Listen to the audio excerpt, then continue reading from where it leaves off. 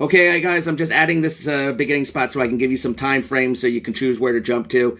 Might as well just watch the whole video. I know I babble a lot, so I do apologize for that. But I'm going to put quick timestamps so you know where to go to give you some basic information. This time I drove to New York going 70 as opposed to 65, and I give you an idea what that entailed in gas mileage and so forth. It's not very scientific, but I can give you some ideas and reasons behind what happened and how it happened and who to blame and why Jeffrey Epstein didn't kill himself. Well, we're going to go straight to the video. Take care, guys. Well, guys, it's Verdier here again. An unexpected trip to New York. Taking Ruby again. Ruby's just easier to drive, especially when I get tired and so forth. My last trip, went to see my grandmother. She was 100 years old, and my aunt, she had an infection in her foot that they had been working on for about 4 months. And I told you, I finally had to take her foot off. They took her leg off from the knee down. She went to the rehab center. I got a call yesterday. And I guess the infection went into her heart and she dropped dead. And now my aunt's gone. Pretty much the only other connection I got. So I'm driving to New York, being horrible Jews that we are, and I know nobody likes us, but I like me. I'm pretty cool. They have to bury her really quickly, so I have to run up to New York and visit her. So we're taking Ruby. This time Ruby is I'm going to drive 70 miles per hour. Again, using passive heating the best we can. And to give you an idea, so far it looks like it drops the gas mileage significantly. So I'm going to be able to give you a good gas mileage idea. I'm at the Kennebunk Plaza right now. There's Daisy with the lady of the house and Idjit. They just had their breakfast, and we're going to have our breakfast. And we're heading out. And of course, Ruby is clean today with my fancy schmancy. Yeah, I love those. Love those plates. Cost me a fortune. So I'm going to give you a general idea of how the drive went, and give you a gas mileage idea of going to New York and back, running at 70 rather than 65 miles per hour. So there's a Verdier out for now.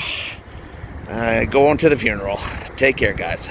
Just a quick addendum, so you know, when you first start, especially in the morning with 2 dogs in the car, and a big woman and a fat Jewish dude like me, you're going to have to run your defrosters and you're going to have to heat the car up.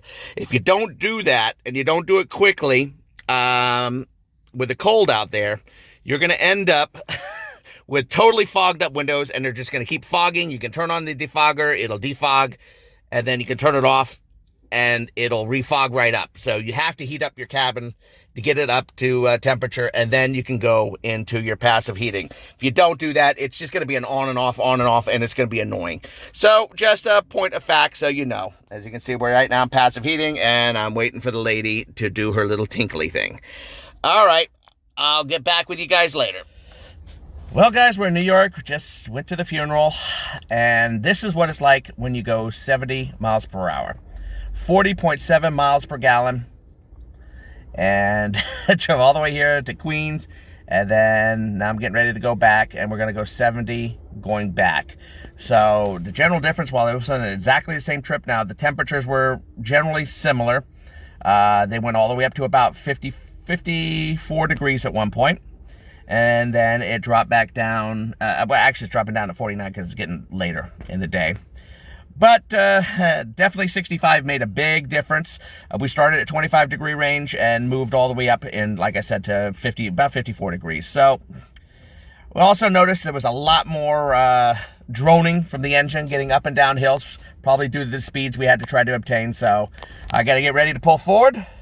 So we will have more info on this as we head out back to Maine and give you a general idea what it's like to go 70 miles per hour back to Maine. Verdier out. Well, we've made it back, and 43.4 miles to the gallon, going 70 miles per hour back. Very odd how the two, how completely different this is. Now, obviously, the temperatures are a little different.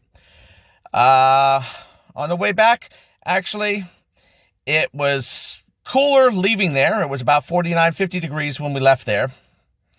And it was, but it stayed relatively, why is it flickering like that? It stayed relatively, the cool down was slower to come down. And until we got into Lewiston, it was about, until we got into Maine, it was about 40 to 35 degrees, 35 to 40 degrees. Once we were in Maine, it was a solid 35. And once we got into Lewiston, of course, it was 29 degrees. The last time by comparison, I can't remember exactly, but it got pretty cold. It got into the low 30s when we got into Maine. So all that was about the same. The drive is very similar. Still don't think, it's 352 total miles. It showed a little bit more in the last time, but it's a little bit of a discussion on that one. But directly about 352 miles, with 31 miles left on the tank at 43.4 miles to the gallon. Still less than what I got when I came back the last time, which was, I believe, 44.1 miles to the gallon. And the way up was significantly different. And while it was cooler going up, it wasn't horrendously cooler. It's about, I guess, it warmed up a little slower going down to New York than it did the last time.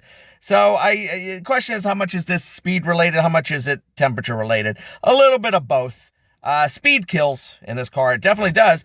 But a difference between 44.1 and 43.4 is not a massive difference going 70 miles per hour versus 65 miles per hour.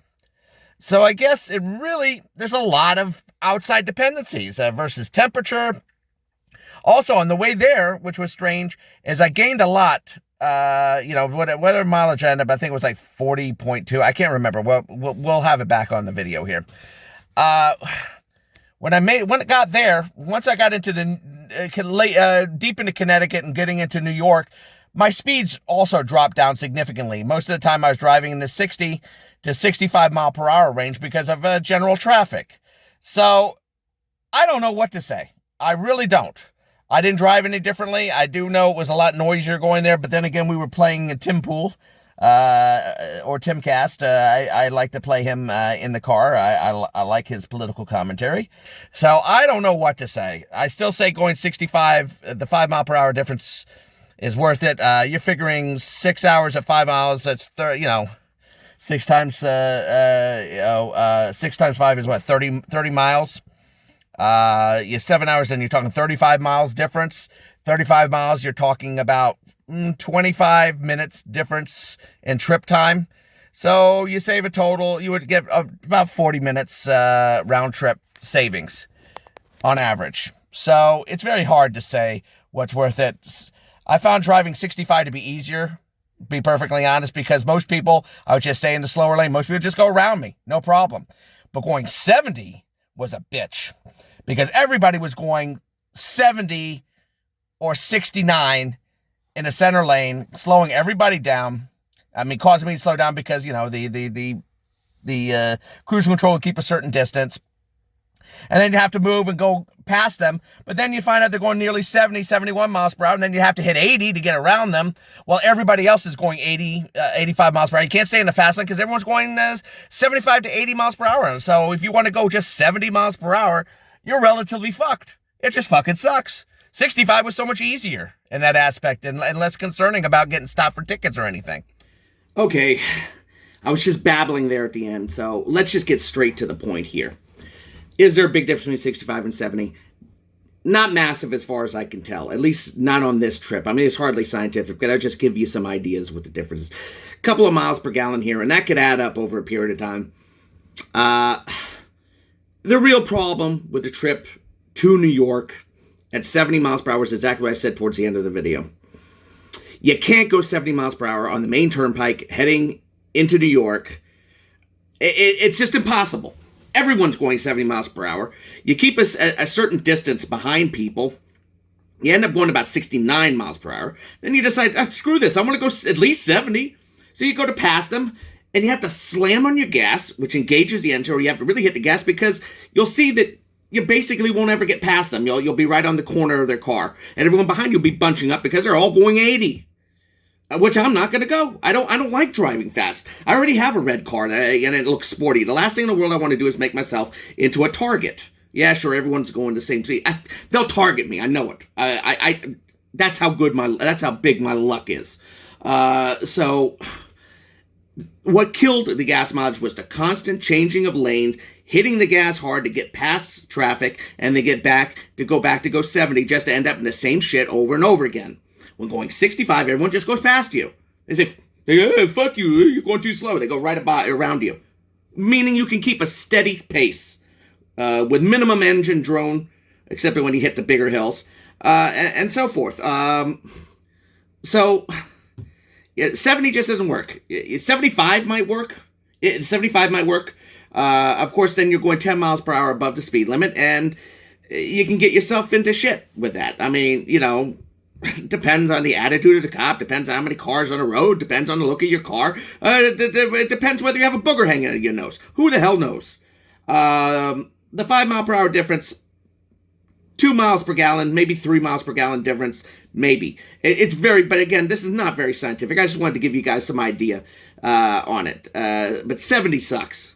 70 just sucks. If there's any kind of traffic, because you get jammed up. 65 is better in that case, or you'll just have to drive faster. If you drive with the speed of traffic, then you got to hope you don't get one of those cops. I remember my father was going with the speed with a bunch of other cars, and there's one police car pulled over 5 cars in one shot. He got right in the middle, pointed at everyone, pull over. Got everyone over, and everyone got a ticket except my father, because my father was a sweet talker. Well, not just that, but we were coming back from a failed company, and my father had a big sad story, and that's my father. He was a salesman. Well, that's the end of this video. I know it bored the shit out of you guys. I feel like shit. I really do. I don't feel so good. So I'm going to say the end, and take care, guys. I hope at least it helped you. Bye-bye.